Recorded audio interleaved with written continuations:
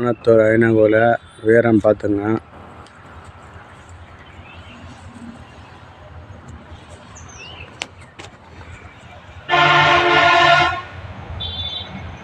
குலதெய்வம் பார்த்து கும்பிட்றவங்களாம் கும்பிட்டுங்க.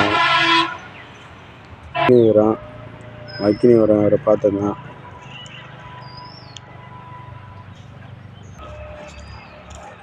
ஆனத்தூர் ஐயனார் வீரம் பேரில் இருக்குது. எல்லாரும் குலதெய்வம் எல்லாம் பார்த்து நிகழுங்க. வாங்க, நிச்சயம் நடக்கும். நம்ம வேலை ஐயனாரப்பா அப்படியே என்னடா கன்னிமாரம்